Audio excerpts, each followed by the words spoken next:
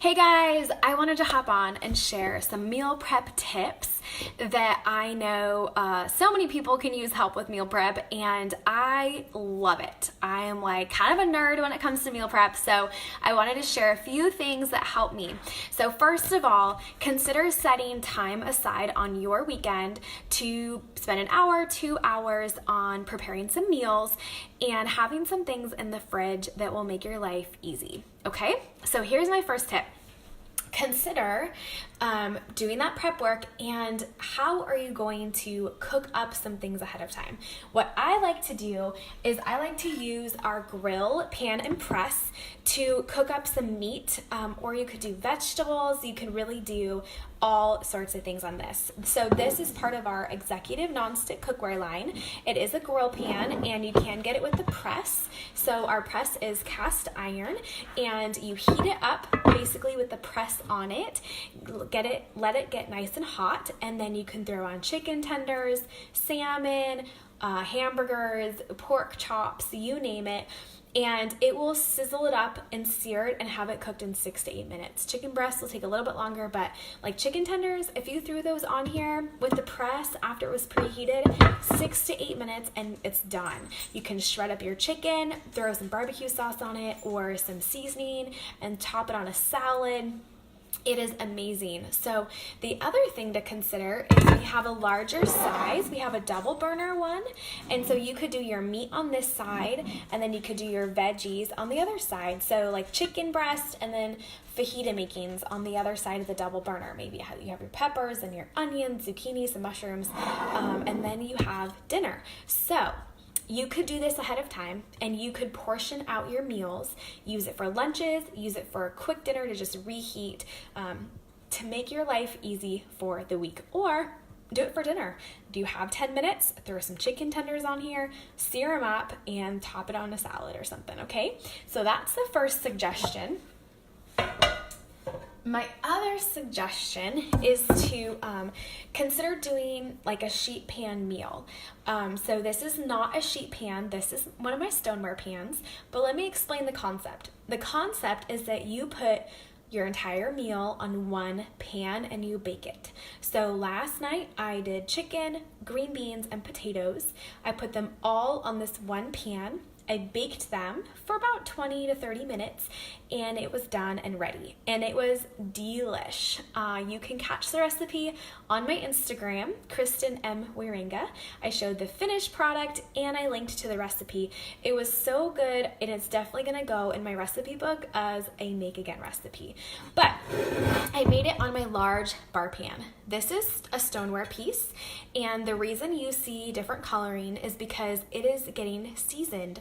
So much like cast iron, it seasons over time, and the more you use it, the more it seasons, and it builds up a really awesome natural nonstick surface. Our stoneware is made in the US, and the great thing is that it helps your food cook evenly. So if you have trouble with burning foods, or you burn the bottom of something but the top or the inside is not cooked all the way through, this just helps create a great surface to transfer heat and make sure things are cooking evenly. So consider doing a big sheet pan meal ahead of time to have for lunches or dinners. Or you could do this and have that be your dinner, but you saved yourself time because you're just making it all in one. You're not dirtying a ton of dishes, and cleanup is really easy too. Okay, so one other thing I want to show you, we're going to head on over here. So I also love to make other things ahead of time that I can use as well.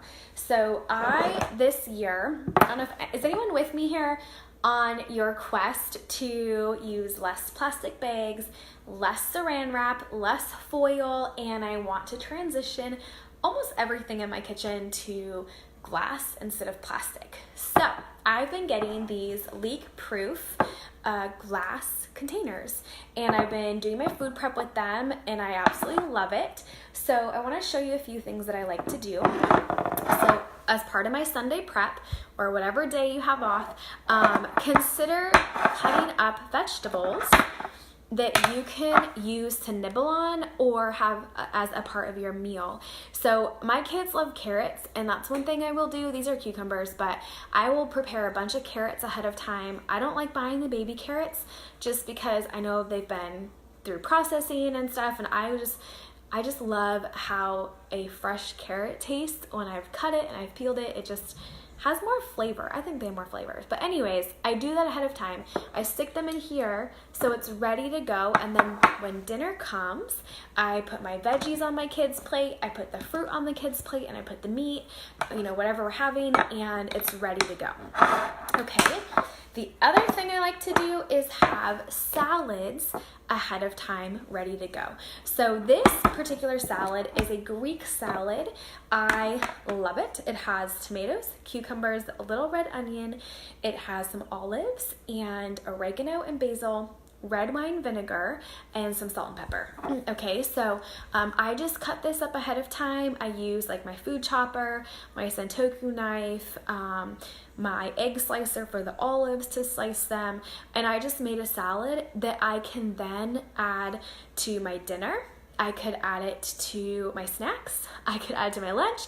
Heck, I could even throw this on top of chicken that I just grilled with my grill pan that I was showing you earlier. So that is another great meal